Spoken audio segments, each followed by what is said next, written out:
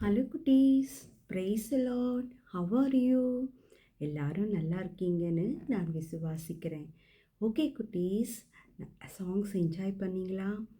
Okay, இந்த வாரத்தில் நம்ம மத்தேயு 14ஆம் அதிகாரம் 15ஆம் அதிகாரத்தை தியானிக்க போகிறோம். எல்லாருமே நோட்டு பென்னு முக்கியமாக பைபிள் எடுத்துகிட்டு வந்துட்டிங்களா? ஓகே, நம்ம போகலாமா மெசேஜ்குள்ளே? அதுக்கு முன்னாடி நம்ம இன்னைக்கான மனப்பாட வசனம் பார்க்கலாமா? எடுத்துக்கிறீங்களா எல்லாரும்? மத்தேயு 14ஆம் அதிகாரம் 27வது வசனம். திடன் கொள்ளுங்கள், பயப்படாதிருங்கள். மறுபடியும் படிக்கலாமா? திடன் கொள்ளுங்கள், பயப்படாதிருங்கள்.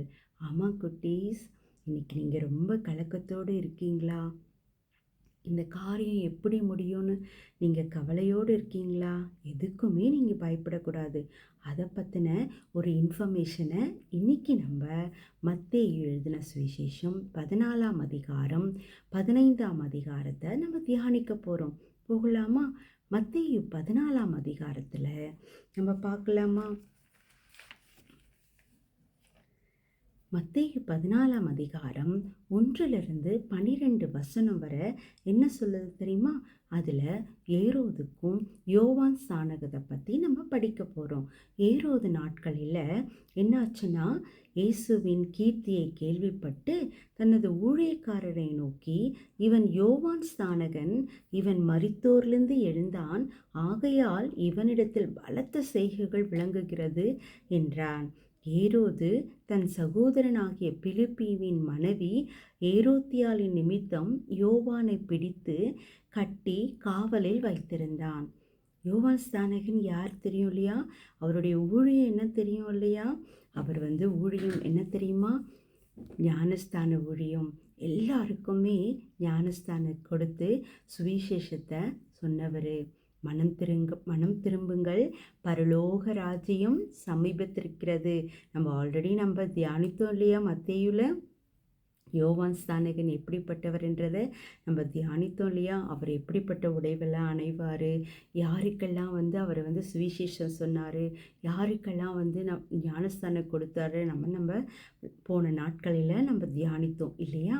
இப்போது ஏரோது நாட்களில் கார்பங்கு தேசாதிபதி ஆகிய யார்? ஏரோது. அவர் என்ன பண்ணுறாருன்னா, அவர் தன் சகோதரன் ஆகிய பிலிப்பியின் மனைவி ஏரோத்தியாள் நிமித்தம் யோவானை பிடிச்சு என்ன பண்ணுறாங்க? காவலில் போடுறாங்க. ஏன் தெரியுமா? நீ அவளை நியாயம் இல்லாமல் வைத்து கொள்வது நியாயம் இல்லை அப்படின்னு யோவான் அவனுக்கு சொல்லியிருந்தாங்க. அப்போது ஏதோ ஒரு மிஸ்டேக்கு ஏரோது பண்ணியிருந்தாங்க இல்லையா? அதனால் என்ன பண்ணுறாங்க? அவங்க எச்சரிக்கிறாங்க. யாரை? யோவான் சொல்கிறாங்க, எச்சரிக்கிறாங்க. யோவான் ஸ்நானகன் எச்சரிக்கிறாங்க. அப்படி இருக்கும் பொழுது அவர் என்ன பண்ணால், ஏரோதின் ஜென்ம நாள் கொண்டாடும் பொழுது அங்கே யார் நடனம் ஆடுறாங்கன்னா, ஏரோத்தியாளின் குமாரத்தி என்ன பண்ணுறாங்கன்னா டான்ஸ் ஆடுறாங்க. உங்களுக்கு டான்ஸ்னால் ரொம்ப பிடிக்கும் இல்லையா? அந்த காலத்தில் ராஜா மத்தியில் டான்ஸ் ஆடினா அவங்க ஒரு கிஃப்ட் தருவாங்க. அவங்க என்ன கேட்பாங்க தெரியுமா? உனக்கு என்ன வேணும், நீ என்ன கேட்டாலும் நான் தரேன். அந்த ராஜாவுக்கு அந்த நடனம், அந்த டான்ஸ் ரொம்ப பிடிச்சி போச்சுன்னா என்ன தெரியுமா பண்ணுவாங்க? கிஃப்ட் கொடுப்பாங்க. உங்களுக்கு கூட ஸ்கூல்லலாம் நல்ல டான்ஸ் ஆடும் பொழுது கிஃப்ட் தருவாங்க இல்லையா? நல்ல ஃபஸ்ட் காம்படிஷன்ஸ் எல்லாம் வைப்பாங்க இல்லையா? First prize, second prize, third prize எல்லாம் கொடுப்பாங்கள்ல. ஃபஸ்ட் ப்ரைஸ் எவ்வளோ சந்தோஷமாக இருக்கும் இல்லையா? ஆஹா, எனக்கு அந்த கிஃப்ட் கிடைச்சா நல்லாயிருக்கும், இந்த பரிசு கிடைச்சா நல்லாயிருக்கும்னு நீங்கள் நினைப்பீங்க இல்லையா? அதே மாதிரி இந்த ஏரோத்தியாளுடைய மகள் என்ன பண்ணாங்கன்னா, டான்ஸ் ஆடும் பொழுது ராஜாவுக்கு ரொம்ப பிடிச்சி போச்சு. அப்போ அவங்க டான்ஸ் ஆடுற அவங்கக்கிட்ட என்ன சொன்னாங்க? என்ன கேட்டாலும் நான் தரேன் அப்படின்னு கேட்ட உடனே என்ன தெரியுமா சொன்னாங்க? எனக்கு யோவான் ஸ்நானகனுடைய சிரசு வேணும், சிரசுனா தலை, எனக்கு அவருடைய தலை வேணும் அப்படின்னு கேட்டவுடனே ஏரோதுக்கு ஒரே பயம். ஏன்னா அவர் யார்? தீர்க்கதரிசி இல்லையா? அவருக்கு ரொம்ப பயப்படுவார் அவர். ஆனாலும் வேறு வழி இல்லாமல் அவர் ராஜாவாக இருக்கிறதுனால என்ன பண்ணாங்க? அவருடைய சிரசை கட் பண்ணி கேட்ட அந்த ஏரோத்தியாளுடைய குமாரத்திக்கு என்ன பண்ணாங்க? அந்த கிஃப்டை கொடுத்தாங்க. பத்தியா? நம்ம எந்த ஒரு காரியத்திலையும் நம்ம உண்மையா இருக்கணும் இல்லையா? நம்ம உண்மையா இல்லைன்னா இப்படிப்பட்ட சூழல்கள் வர செய்யும் இல்லையா? ஆனா அதன் மத்தியில யார் இருக்கிறாங்க? ஜீசஸ் இருக்காங்க. இந்த விஷயத்த உடனே கேள்விப்பட்டு சீஷர்கள் எல்லாம் என்ன பண்ணாங்க? ஏசப்பா கிட்ட சொன்னாங்க. ஏசப்பா அத கேள்விப்பட்ட உடனே கஷ்டப்பட்டு படகுல ஏறி என்ன பண்ணாரு? ஒரு வனாந்தரத்துல போனாங்க. அந்த வனாந்தரத்துல போகும்பொழுது ஜனங்கள் எல்லாம் அதை கேள்விப்பட்டு ஏசப்பா அங்க போறாருன்னு கேள்விப்பட்ட உடனே ஜனங்கள் எல்லாம் என்ன பண்ணாங்க தெரியுமா? ஏசப்பா பின்னாடியே போயிட்டாங்க. அப்போ போகும் பொழுது ஏசப்பா ஜனங்கள் எல்லாம் பார்த்து ரொம்ப மனதுருகி, என் பின்ன இவங்க எல்லாம் வராங்களே, இவங்களுக்கு நம்ம எல்லாம் செய்யணும் அப்படின்னு சொல்லி அவங்க வியாதிஸ்தர்களை ஏசப்பா என்ன பண்ணாங்க? தொட்டு சுகப்படுத்தினாங்க, பிரசங்கம் பண்ணாங்க, சுவிசேஷத்தை சொல்லும் பொழுது. அப்போ சீஷர்கள் எல்லாம் என்ன பண்ணாங்க? இந்த வனாந்தரத்தில் இரவு நேரம் ஆயிட போது, அவங்களுக்கு உணவு இல்லை, அவங்க வீட்டுக்கு போனாதான் அவங்க உணவு சாப்பிட முடியும் அப்படின்னு சீஷர்கள் எல்லாம் யார்கிட்ட சொன்னாங்க? ஜீசஸ் கிட்ட சொன்னாங்க. சொன்ன பிறகு ஏசப்பா சொன்னாங்க, அவங்க போக வேண்டாம், இங்கே நம்ம என்ன பண்ணலாம்? உணவு கொடுக்கலாம் அப்படின்னு சொன்ன உடனே சீஷர்களுக்கு ஒரே இது, இவ்வளோ பேருக்கு நம்ம எப்படி உணவு கொடுக்க முடியும் ஆண்டவரே அப்படின்னு சீஷர்கள் ஏசப்பா பற்றி கேட்டாங்க, ஏசப்பா கிட்ட கேட்டாங்க. அப்போ அவர் சொன்னாரு, உங்களிடத்துல என்ன இருக்கு அப்படின்னு கேட்ட உடனே ஒரு சின்ன பெண்ணு, என்னது 5 அப்பமும் 2 மீனும் மட்டும் வச்சிருக்காங்க அப்படின்னு சொன்ன உடனே ஏசப்பா என்ன திரும்ப பண்ணாரு? அதை கொண்டு வாங்க அப்படின்னு சொல்லி அதை ஸ்தோத்திரம் பண்ணி வானத்தை பார்த்து ஸ்தோத்திரம் பண்ணி அதை பிட்டு மக்கள் எல்லா ஜனங்களுக்கும் கொடுத்தாங்க. என்ன 5 அப்பா 2 மீனுமா கொடுத்துருப்பாங்க? 5000 பேருக்கு ஏசப்பா போஷித்தாரு. எங்க? வனாந்தரத்துல இல்லையா? அப்போ நம்ம கிட்ட இருக்கிற சின்ன விஷயம் எதுவா இருந்தாலும் நீ ஏசப்பாவுக்கு அர்ப்பணிப்போடு நீ கொடுக்கும் பொழுது ஏசப்பா என்ன பண்ணுவாரு? பெரிய காரியங்களை செய்வாரு. உங்ககிட்ட என்ன இருக்குதோ அதை வச்சு தான் ஏசப்பா என்ன பண்ணுவாரு? பிளஸ் பண்ணுவாரு. ஐயோ எனக்கு இந்த ஞானம் இல்லையே, ஐயோ எனக்கு இந்த காரியத்தில் என்ன இல்லை, அறிவு இல்லையே, இதில் நான் எப்படி செயல்படணும்னு எனக்கு தெரியலையே, எனக்கு தாளந்து இல்லையே அப்படின்னு நம்ம பல நேரங்களில் ஏசப்பா கிட்ட என்ன சொல்கிறோம்? ஏசப்பா குறைகளை மட்டும்தான் நம்ம சொல்கிறோம். ஆனால் ஏசப்பா நம்மளை எவ்வளோ ப்ளஸ் பண்ணியிருக்கிறாருல்ல, நம்மளை ஜீவனோடு இருக்கிறதே பெரிய ஆசீர்வாதம் இல்லையா? அதனால் நம்மக்கிட்ட இல்லைன்றதை விட நம்மக்கிட்ட இருக்கிறத கொண்டு ஏசப்பா என்ன பண்ணுவார்? பெரிய அதிசயங்களை செய்வார். ஒரு சின்ன விஷயமா இருந்தாலும், நீங்கள் நல்ல ட்ராயிங் வரைகிறதுல டேலண்ட்டாக இருப்பீங்க, நல்ல ஸ்பீச்சில் டேலண்ட்டாக இருப்பீங்க, நல்ல ரைட்டிங்கில் டேலண்ட்டாக இருப்பீங்க, நல்ல சில மேக்ஸ் சப்ஜெக்டில் டேலண்ட்டாக இருப்பீங்க. ஒவ்வொருவருக்கும் ஒரு ஒரு சப்ஜெக்டில் டேலண்ட்டாக இருப்பீங்க. எல்லாருமே எல்லாத்துலேயுமே டேலண்ட்டாக இருந்தால் அவங்க யாரை நினைக்க மாட்டாங்க? ஜீசஸை நினைக்க மாட்டாங்க. ஆனால் நீங்கள் என்ன சொல்லணும் தெரியுமா? நீங்கள்லாம் ஏசப்பா பிள்ளைங்க. நீங்கள் என்ன சொல்லணும்? ஏசப்பா நீங்கள் கொடுத்துருக்கிற இந்த ஒவ்வொரு ஆசீர்வாதத்தையும் ஒவ்வொரு டேலண்ட்டையும் ஸ்தோத்திரம் ஏசப்பா, இதை கொண்டு நீங்கள் எனக்கு உயர்த்த போகிற அந்த நாட்களுக்காக ஸ்தோத்திரம் அப்படின்னு நீங்கள் ஏசப்பா கிட்ட ப்ரேஸ் பண்ணி பேச பேச என்ன ஆகும்? ஏசப்பா உங்களுக்கு பெரிய காரியங்களை செய்வார் குட்டீஸ். ஆமாம், அப்பா அம்மா திட்டலாம் இல்லையா? படிக்கவே மாட்டேன்ற, உனக்கு எதுவுமே ஏற மாட்டேங்குது, இது இல்லை அது இல்லைன்னு சொல்லலாம். ஆனால் சின்ன பிள்ளைங்களை ஏசப்பா ரொம்ப நேசிக்கிறாரு. உங்களை ரொம்ப நேசிக்கிறார் ஏசப்பா. சரியா குட்டீஸ்? அப்போ நீங்கள் என்ன பண்ணணும்? முட்டி போட்டு ஏசப்பா எனக்கு இருக்கிற இந்த தாளந்தை கொண்டு நீங்கள் என்ன உயர்த்த போகிறதுக்காக ஸ்தோத்திரம். அந்த 5 அப்பம் 2 மீனை 5000 பேர்களுக்கு நீங்கள் போஷித்து 12 கூடு நிறைய நீங்கள் மீதம் எடுத்தீங்களே ஏசப்பா. என்கிட்ட இருக்கிற இந்த சின்ன தாளந்து, என்கிட்ட இருக்கிற இந்த சின்ன வேலை, என்கிட்ட இருக்கிற இந்த சின்ன ஒரு பொக்கிஷத்தை வச்சு நீங்கள் என்ன பண்ணுங்க? உயர்த்த வல்லவராக இருக்கீங்கன்னு எப்பவுமே ப்ரைஸ் பண்ணிக்கிட்டே இருக்கணும் குட்டீஸ். ஓகேவா? அது மட்டும் இல்லை, என்னாச்சு தெரியுமா?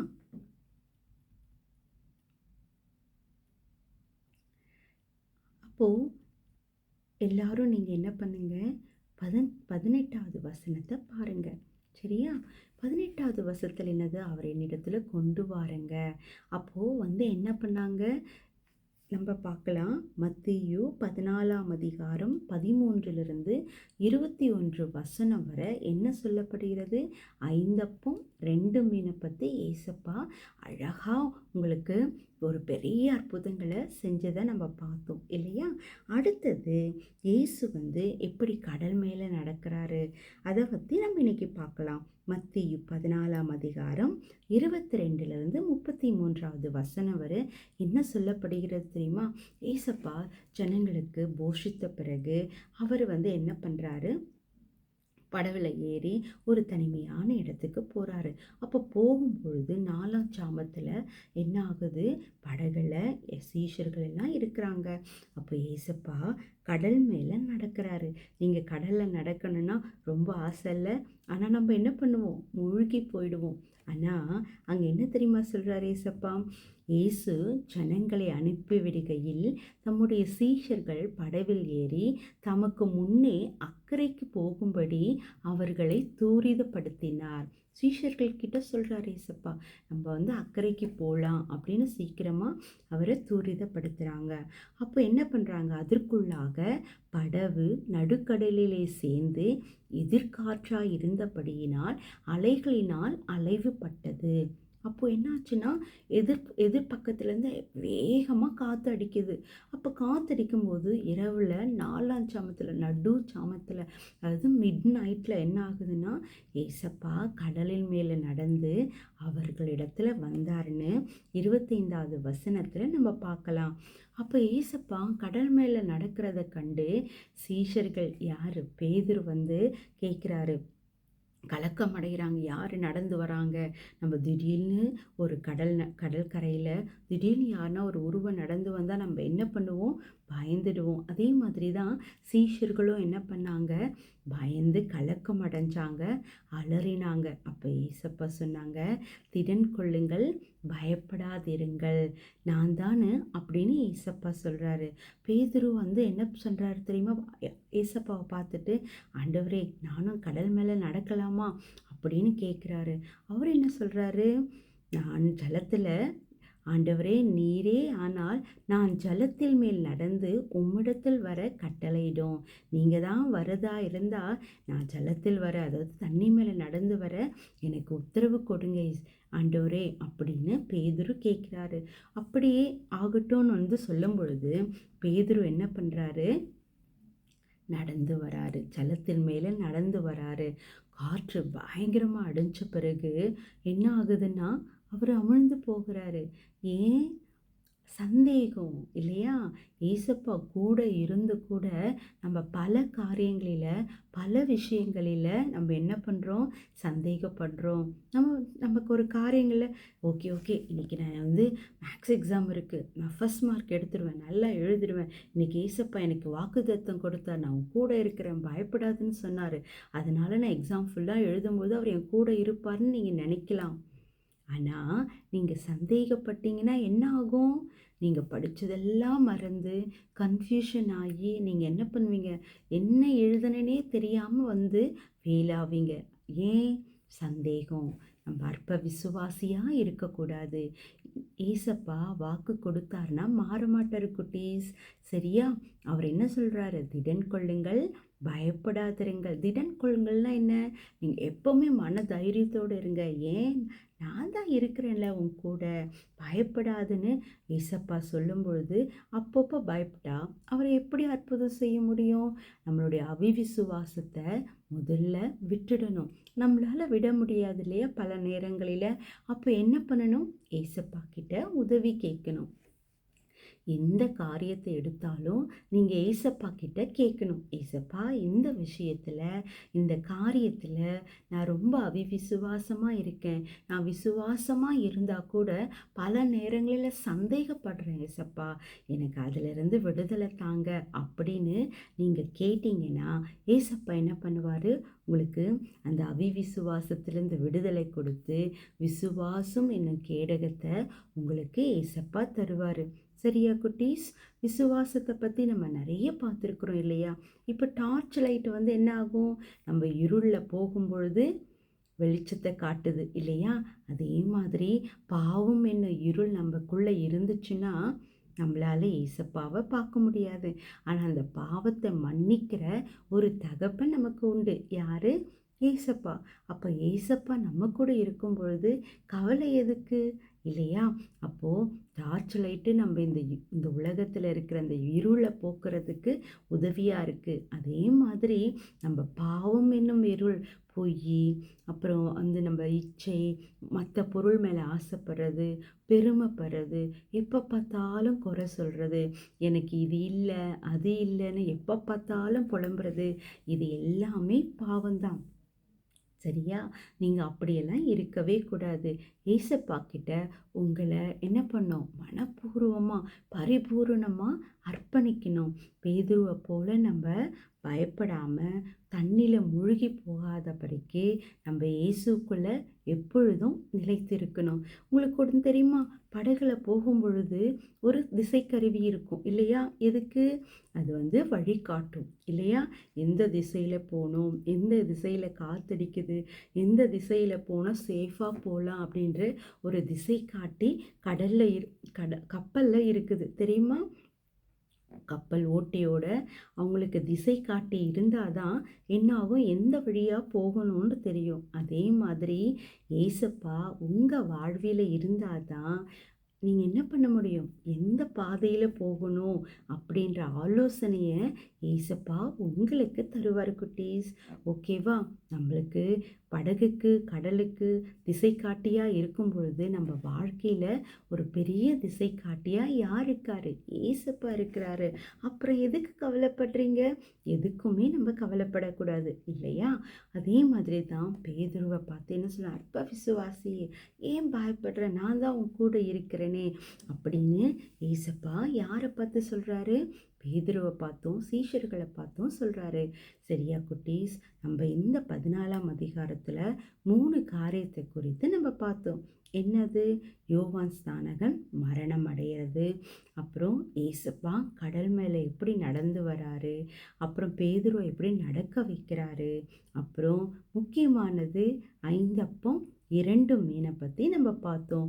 5000 பேருக்கு ஏசப்பா போஷித்தாரு. அது மட்டும் இல்லாமல் அவரே பார்த்தீங்களா 12 கூடைய மீதமாக வச்சிருக்காரு இல்லையா? நம்ம கூட பல நேரங்களில் வீணான காரியங்களுக்கு நம்ம செலவு பண்ணுறோம் இல்லையா? எல்லாத்துக்கும் நம்ம ஏசப்பாவுக்கு கணக்கு கொடுக்கணும். நீங்கள் எல்லாருமே சின்ன வயசுலேருந்து சேமித்து வைக்கிறீங்க இல்லையா? குட். அது வந்து ஏசப்பாவுக்கு ரொம்ப பிடிக்கும். அனாவசியமான நம்ம செலவு செய்யக்கூடாது. சரியா குட்டீஸ்? இப்போது இந்த 3 அதிகாரத்தில் நம்ம பார்த்தோம். 15வது அதிகாரத்தில் என்ன சொல்கிறார் தெரியுமா ஏசப்பா? நம்ம அதை பற்றி பார்க்கலாமா? 15ஆம் அதிகாரத்தில் நம்மளுக்கு ஏசப்பா என்ன சொல்கிறாருன்னா, பல காரியங்களில் இந்த மாதிரி அற்புதம் செய்யும் பொழுது எருசலேமிலிருந்து வந்த வேத பாரகரும் பரிசேயரும் இயேசுவினிடத்தில் வராங்க இல்லையா? ஏசப்பா கிட்ட யார் வராங்கன்னா, வேத பாரகரும் பரிசேயரும் எங்கிருந்து வராங்க? எருசலேமிலிருந்து வராங்க. அப்போது உங்கள் வாழ்க்கையில் கூட நிறைய பேர் இருப்பாங்க இல்லையா? நம்ம இந்த 15ஆம் அதிகாரத்துக்குள்ளே போகிறதுக்கு முன்னாடி இதில் ஏசப்பா நம்மளுக்கு ஒரு முக்கியமான காரியத்தை பற்றி சொல்கிறாரு. என்ன தெரியுமா? மத்தேயு 15ஆம் அதிகாரம் 4ஆம் வசனம். இதில் மனப்பாட வசனம் பார்க்கலாமா? உன் தகப்பனையும் உன் தாயையும் கனம் பண்ணுவாயாக. இன்னொரு முறை பார்க்கலாமா? உன் தகப்பனையும் உன் தாயையும் கனம் பண்ணுவாயாக அப்படின்னு ஏசப்பா சொல்கிறாரு. நம்ம எப்பொழுதுமே தாய்க்கும் தகப்பனையும் நம்ம கனம் பண்ணுகிறவர்களாக எப்பொழுதும் இருக்கணும் குட்டீஸ். சரியா? அதுக்கு முன்னாடி எருசலேமிலிருந்து வந்த வேத பாரகரும் பரிசேயரும் ஏசப்பா கிட்ட வராங்க. அப்போ ஏசப்பா கிட்ட வரும்பொழுது அவங்க சொல்கிறாங்க, ஆண்டவரே, உங்கள் சீஷர்கள் எல்லாம் பாரம்பரியத்தை ஏன் மீறி நடக்கிறாங்க அப்படின்னு ஒரு குற்றத்தை யார் முன்னாடி வைக்கிறாங்க? ஏசப்பா முன்னாடி வைக்கிறாங்க. அப்ப என்ன தெரியுமா சொல்றாங்க? என்ன குற்றம்? என்ன பாரம்பரியம்? உங்க சீஷர்கள் எல்லாம் கை கழுவாம சாப்பிடுறாங்களே, அது தீட்டு இல்லையா? அப்படின்னு யாரு சொல்றாங்க? வேத பாரகரும், பரிசேயரும் யார்கிட்ட வந்து சொல்றாங்க? ஏசப்பா கிட்ட வந்து சொல்றாங்க. அப்ப ஏசப்பா என்ன தெரியுமா சொல்றாரு? அவங்க கேள்வி கேட்ட உடனே ஏசப்பா என்ன சொல்றார் தெரியுமா? அவர்களுக்கு பிரதியுத்தரமாக, தேவனுடைய கற்பனைகளை ஏன் அவங்க மீறி நடக்கிறாங்க ஆண்டவரே அப்படின்னு கேட்கும் பொழுது, உன் தகப்பனையும் உன் தாயையும் கனம் பண்ணுவாயாக என்றும், தகப்பனையாவது தாயையாவது நிந்திக்கிறவன் கொல்லப்பட வேண்டும் என்று தேவன் கற்பித்திருக்கிறாரே. நீங்க எவனாகிலும் தகப்பனையாவது தாயையாவது நோக்கி, உனக்கு நான் செய்யத்தக்க உதவி எது உண்டோ அதை காணிக்கையாக கொடுக்கிறேன் என்று சொல்லி, தன் தகப்பனையாவது தன் தாயையாவது கனம் பண்ணாமற் போனாலும் அவட கடமை தீர்ந்ததென்று போதித்து, உங்கள் பாரம்பரியத்தினாலே தேவனுடைய கற்பனைகளை அவமாக்கி வருகிறீர்கள்.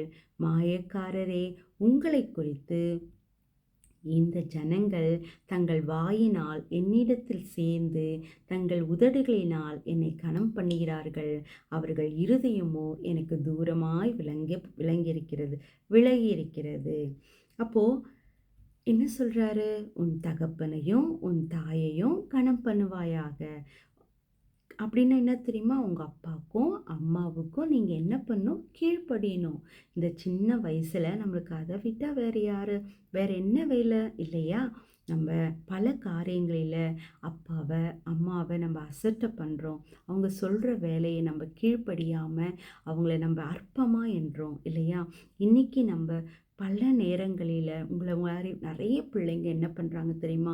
வயதான காலத்தில் அப்பாவையும் அம்மாவையும் என்ன பண்ணுறாங்க? உனக்கு நான் என்ன செய்யணும்னு நினைக்கிறீங்க? நீங்கள் படிக்க வச்சிங்க, அது உங்கள் கடமை. என்னை வந்து வேலை செய்ய வச்சிங்க, அது உங்கள் கடமை. நீங்கள் எல்லாம் செஞ்சீங்க, நான் ஏன் உனக்கு செய்யணும்? உங்களுக்கு செய்ய வேண்டியது இன்னும் என்ன இருக்குன்னு நீங்கள் கேள்வி கேட்டிங்கன்னா, அவங்க கொல்லப்பட வேணும்னு வேதம் கூறுகிறது. நம்ம எப்பொழுதுமே நீ நீடிய நாள் வாழ்ந்திருக்க, நீங்கள் என்ன பண்ணோம்? நீங்கள் நிறைய நாள் இந்த உலகத்தில் வாழ்ந்திருக்கணும்னா, ஏசப்பா சொன்ன மாதிரி உன் தகப்பனையும் உன் தாயையும் கனம் பண்ணுவாயாக. அவங்களுக்கு கீழ்ப்படியணும், அவங்க வார்த்தைக்கு கீழ்ப்படியணும். ஒருவேளை அது தப்பாக கூட இருக்கலாம். ஆனால் அதை எடுத்துகிட்டு வந்து அவங்க மேலே கோவப்படாமல் ஜீசஸ் கிட்ட வந்து, ஏசப்பா, எங்கள் அப்பா எங்கள் அம்மா தப்பான காரியத்தை எனக்கு போதிக்கிறாங்க, அது எனக்கு கஷ்டமாக இருக்குது. ஆனால் அவங்க உள்ளத்தில் நீங்கள் பேசுங்க ஆண்டவரே, நான் பேசுனா அவங்க கஷ்டப்படுவாங்கன்னு நீங்கள் எல்லாவற்றையும் நீங்கள் யார்கிட்ட சொல்லணும்? ஏசப்பா கிட்ட சொல்லணும். சரியா குட்டீஸ்? அப்பா அம்மாவை எதிர்த்து பேசாமல் உங்கள் காரியங்களை உங்கள் மனக்குறைவுகளை யார்கிட்ட போய் சொல்லணும்? ஏசப்பா கிட்ட சொல்லணும். ஏசப்பா, நான் என்ன சொன்னாலும் டேடி மம்மி புரிஞ்சிக்க மாட்டேன்றாங்க, ஆனால் எனக்கு அதில் ஒரு ஞானத்தை தாங்க, என் டேடி மம்மிக்கு ஒரு ஞானத்தை தாங்க, நாங்கள் எங்கள் குடும்ப சமாதானமாக இருக்கணும், உங்கள் வசனத்தின்படி நாங்கள் கீழ்ப்படியணும் அப்படின்னு நீங்கள் என்ன பண்ணணும்? ஏசப்பா கிட்ட வந்து கேட்கணும். சரியா குட்டீஸ்? அப்பா அம்மா கிட்ட சண்டை போடாமல், நான் என்ன இனிமேட்டு எதுவும் செய்ய மாட்டேன் அப்படின்னு சொல்லாமல், உங்களுக்கு என்ன குறை இருந்தாலும் என்ன விதமான சந்தேகம் இருந்தாலும் யார்கிட்ட கேட்கணும்? முட்டி போட்டு ஏசப்பா கிட்ட நீங்கள் கேட்டிங்கன்னா உங்களுக்கு அவர் ஆலோசனை கர்த்தராக இருப்பார் குட்டீஸ். சரியா? அது மட்டும் இல்லை, அவர் என்ன சொல்கிறாருன்னா, ஏசப்பா வேத பாரகரும் பரிசேயரும் கேட்ட கேள்வி என்னது? உங்கள் சீஷரெல்லாம் கை கழுவாமல் சாப்பிட்றாங்களே, அது தீட்டில்லையா ஏசப்பா அப்படின்றதுக்கு அவர்களுடைய கேள்விக்கு பதில் சொல்கிறாரு. 11வது வசனத்தில், வாயுக்குள்ளே போகிறது மனுஷனை தீட்டுப்படுத்தாது, வாயிலிருந்து புறப்படுகிறதே மனுஷனை தீட்டுப்படுத்தும். சரியா? வாய்க்குள்ளே போகிறது என்னது? சாப்பாடு. நீங்கள் சாப்பிட்றதெல்லாம் வாய்க்குள்ளே தானே போகுது, அதெல்லாம் தீட்டுப்படுத்தாது. ஆனால் உள்ளத்திலிருந்து வாய் வழியாக வருகிற வார்த்தைகள்னால என்ன பண்ணுவான், ஒரு மனுஷன் தீட்டுப்படுத்தப்படுவான். எப்படி? பொய்யினால, பொறாமையினால, குற்றப்படுத்துறதுனால, எப்பொழுதும் புலம்புறதுனால, எப்பொழுதும் மற்றவங்கள பற்றி குற்றம் சொல்கிறதுனால, இது எல்லாமே உள்ளத்தில் இருக்கிற பாவம், அழுக்கு. அது உள்ளத்திலிருந்து வாய் வழியாக வரும்பொழுது அதுதான் ஒரு மனுஷனை தீட்டுப்படுத்தும்னு ஏசப்பா சொல்கிறாரு. சரியா குட்டீஸ்? அப்போது ஏசப்பா இந்த உவமைகளை வெளிப்படுத்தும் பொழுது, வாய்க்குள்ளே போகிறதெல்லாம் வயிற்றில் சென்று ஆசனம் வழியாய் கழிந்து போகும். ஆனால் வாயிலிருந்து புறப்படுகிறவை இருதயத்திலிருந்து தான் வரும் இல்லையா? இருதயத்திலிருந்து புறப்பட்டு வரும். அவைகளே மனுஷனை என்ன பண்ணும்? தீட்டுப்படுத்தும் அப்படின்னு சொல்கிறாரு. எப்படி தீட்டுப்பட்டோம்? பொல்லாத சிந்தனை, கொலை பாதகங்கள், விபச்சாரங்கள், வேசித்தனங்கள், களவுகள், பொய் சாட்சிகள், தூஷணங்களும் புறப்பட்டு வரும். ஒரு மனுஷனுடைய இருதயத்தில் இத்தனை பாவம் இருந்தால் அதுதான் வாயில் வழியாக வெளியில் வந்து அவனை தீட்டுப்படுத்தணும். அந்த வேத பாரகருக்கும் பரிசேயருக்கும் ஏசப்பா என்ன பண்ணுறாரு? பதில் சொல்கிறாரு. கை கழுவாமல் சாப்பிடாமல் இருக்கிறதுனால ஒருத்தரும் தீட்டுப்படுத்த முடியாது. பொல்லாத சிந்தனை, குற்றப்படுத்துகிற மனசாட்சி, அப்புறம் எப்போ பார்த்தாலும் குற்றம் கண்டுபிடிக்கிறது, அவன் இதை செய்யலை, இதை பண்ணலை, அதை பண்ணலைன்னு குற்றம் கண்டுபிடிக்கிறது, இது எல்லாமே தான் ஒரு மனுஷனை என்ன பண்ணும்? தீட்டுப்படுத்தும் குட்டீஸ். நீங்கள் என்ன பண்ணும்? நல்ல பிள்ளைகளாக இருக்கணும். கரெக்டாக ஏசப்பாவுக்கு பிரியமாக இருக்கணும். ஸோ இதெல்லாம் அவங்களுக்கு இதை எக்ஸ்பிளைன் பண்ணிட்ட பிறகு அவர் என்ன பண்ணுறாரு? அந்த திசையிலேருந்து தீரு சீதோன் என 2 பட்டணங்கள் வழியாக ஏசப்பா போகிறாரு. அப்போது கானானிய ஸ்திரீ ஒருத்தி ஆண்டவரே, தாவீதின் குமாரனே, எனக்கு இறங்கும், என் மகன் என்ன பண்ணுறான்? பிசாசுனால கஷ்டப்படுறான் அப்படின்னு சொல்லி ஏசப்பா கிட்ட. ஆனால் ஏசப்பா கண்டும் காணாமல் போயிட்டே இருக்கிறாரு. அப்போது அவங்க சொல்கிறாங்க, நீ ஒரு வார்த்தை சொல்லுங்க ஏசப்பா, நான் உங்களை என் மகன் என்ன பண்ணுவாங்க? பிசாசுனால் பிடிச்ச நோய் குணமாயிடும். அப்போ அவளை நோக்கி ஏசப்பா என்ன தெரியுமா சொல்கிறாரு? பிள்ளைகளின் அப்பத்தை எடுத்து நாய்க்குட்டிகளுக்கு போடுகிறது நல்லதல்ல என்றா. ஆனால் அவங்க என்ன தெரியுமா சொன்னாங்க? ஆண்டவரே, நாய்க்குட்டிகள் தங்கள் எஜமானின் மேசிலிருந்து விழும் துணிக்கைகளை தின்னுமே அப்படின்னு சொன்ன உடனே அவங்களுடைய விசுவாசத்தை பார்த்து ஏசப்பா என்ன சொல்கிறாரு? ஸ்திரீயே, உன் விசுவாசம் பெரியது, நீ விரும்புகிறபடி உனக்கு ஆக கிடவது. அப்படி சொன்ன உடனே அந்த கானானிய ஸ்திரீயுடைய மகள் என்ன பிசாசின் இதுல கஷ்டப்படும் பொழுது என்ன பண்ணுறாங்கன்னா குணமடைகிறாங்க. இப்படியா ஏசப்பா என்ன பண்ணுறாரு? எல்லாருக்குமே சுகத்தையும் அற்புதத்தையும் செஞ்சு வராரு. ஊமைகள் பேசுகிறாங்க, குருடர்கள் பார்வை அடைகிறாங்க, சப்பானிகள் நடக்கிறாங்க. இதெல்லாம் ஆச்சரியப்பட்டு இஸ்ரவேலின் தேவனை ஜனங்கள் எல்லாரும் மகிமைப்படுத்துகிறாங்க. அப்போது அடுத்தது என்ன சொல்கிறாங்க? திரளான ஜனங்கள் திருப்தி உண்டாகும்படி அவங்களுக்கு வேண்டிய அந்த வனாந்திரத்தில் என்ன கொடுத்தாரு ஏசப்பா? அப்பத்தை கொடுத்து போஷித்தாரு இல்லையா? ஸோ இந்த 14ஆம் அதிகாரம் 15ஆம் அதிகாரத்தை நம்ம தியானித்தோம் இல்லையா? நம்ம எப்படிப்பட்டவர்களாக இருக்கணும்? நம்மக்கிட்ட இருக்கிற சின்ன காரியத்தை வச்சு தான் ஏசப்பா பெரிய காரியங்களை செய்வார் இல்லையா? நம்ம விசுவாசமாக இருக்கும் பொழுது உங்கள் விசுவாசம் பெரியது, உங்கள் விசுவாசத்தின்படியே ஆக கடவுதுன்னு ஏசப்பா சொல்கிறாரு. முக்கியமாக உன் தாயையும் உன் தகப்பனையும் கனம் பண்ணுவாயாகன்னு நம்ம இன்னைக்கு பார்த்தோம் இல்லையா? அதனால் கை கழுவாமல் சாப்பிட்றதுனால தீட்டுப்படுத்தாது. அது நம்மளுடைய பாதுகாப்புக்காக. எந்த ஒரு கிருமியும் நம்மளை என்ன பண்ணக்கூடாது. நம்ம நிறைய காரியங்களில் விளையாடுறோம், நம்ம போகிறோம் இல்லையா? அப்போ என்ன ஆகணும்? நம்மளுடைய கையில் நிறைய டர்ட்டிஸ் இருக்கும். அதை நம்ம எப்போவுமே கை கழுவிட்டு சாப்பிட்டா நம்மளுடைய ஆரோக்கியம், நம்மளுடைய ஹெல்த்து ஆரோக்கியமாக இருக்கும்னு நம்மளுக்கு சொல்லி கொடுத்துருக்காங்க இல்லையா பேரண்ட்ஸு? அதே போல் தான் அது நம்மளை தீட்டுப்படுத்தாது. ஆனால் நமக்குள்ளே இருக்கிற பொல்லாத சிந்தனைகள், அப்புறம் வந்து பொய்கள், களவுகள், விபச்சாரங்கள், இச்சைகள் இதெல்லாமே தான் ஒரு மனுஷனை தீட்டுப்படுத்துன்னு ஏசப்பா சொல்றாரு. ஏசப்பா நம்மளை பாதுகாக்கிறவராகவே இருக்கிறாரு. நம்மளுக்கு நன்மை செய்கிறவராகவே இருக்கிறாரு. நமக்கு வந்து தேற்றரவாளனாகவே இருக்கிறாரு. நமக்கு ஆலோசனை கர்த்தராக இருக்கிறாரு. அதனால பயப்படாதீங்க, திடன் கொள்ளுங்க. ஏசப்பா எப்பொழுதும் உங்க கூடவே இருக்கிறாரு. சரியா குட்டீஸ்? நம்ம இன்னைக்கு இதுக்காக நம்ம ஜெபிக்கலாமா? Close your eyes. அன்புள்ள பரலோக தகப்பனே, இதை பார்த்து கொண்டிருக்கிற அப்பா ஒவ்வொரு சிறு பிள்ளைகளை நீங்கள் தொட்டு ஆசிர்வதிங்கப்பா. ஆண்டவரே, அந்த ஒவ்வொரு சிறு பிள்ளைகளை வளர்க்குற பேரண்ட்ஸை ஆசிர்வதிங்கப்பா. பிள்ளைகள் வளர்ப்பில் ஒரு விசேஷத்த ஞானத்தை கொடுங்கப்பா. சிறு பிள்ளைகளுக்கு எதிராக உருவாக்கப்படும் எல்லா பிசாசின் வல்லமைகளை, தந்திரங்களை இயேசுவின் நாமத்தினால நான் கடிந்து கொள்ளுகிறேன் ராஜா. அப்பா, ஒரு சிறு பிள்ளைகள் மேலும் ஆண்டவரே சப்பா பிசாசுவின் வல்லமைகள், தந்திரங்கள் வாய்க்காதபடி செய்யுங்க. இந்த கடைசி நாட்களில் அப்பா வசனத்தை திருடுகிற பொல்லாத பிசாசின் வல்லமைகளை, கிரிகைகளை இயேசுவின் நாமத்தில் நான் கட்டி செபிக்கிறேன்ப்பா. ஒவ்வொரு சிறு பிள்ளைகளுக்குள்ள அப்பா ஆசிர்வதிங்க ராஜா. ஒவ்வொரு சிறு பிள்ளைகளும் தீர்க்க தரிசனம் வரத்தை சொல்லுகிறவர்களாக ஆண்டவரே சப்பா ஆண்டவரை சுகம் அளிக்கிற வரத்தை உடையவர்களாக அப்பா சிறுவர்களுக்குள்ள ஒரு பெரிய எழுப்புதல் உண்டாகட்டும். இயேசுவின் நாமத்தினால உடைய அக்கினியை போடுங்க ராஜா. அப்பா திடன் கொள்ளுங்கள், பயப்படாதிருங்கள் சொன்னீங்களப்பா.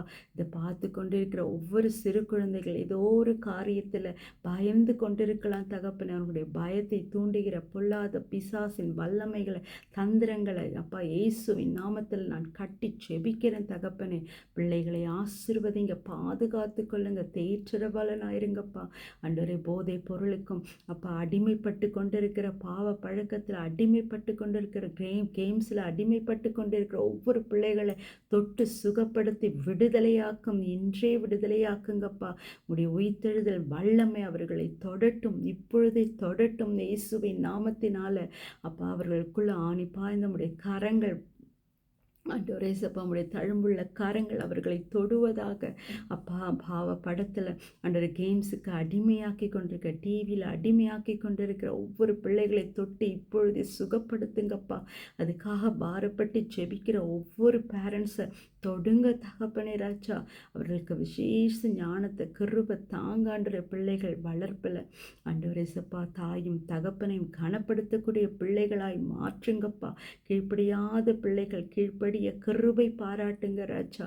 நீரே பொறுப்படுத்திக் கொள்ளும். இதுக்கு அப்பா நாங்கள் கேட்ட சத்தியத்திற்காக ஸ்தோத்திரம். எங்கள் ஜெபத்தை கேட்டவரே ஸ்தோத்திரம். ஆவியானவரே ஸ்தோத்திரம். எங்கள் ஜெபங்களை தாழ்மையுடன் ஒப்பு கொடுத்து ஜெபிக்கிறோம் ஜீவனுள்ள நல்ல பிதாவே, ஆமீன். ஓகே குட்டீஸ், praise the Lord. Next week பார்க்கலாம்.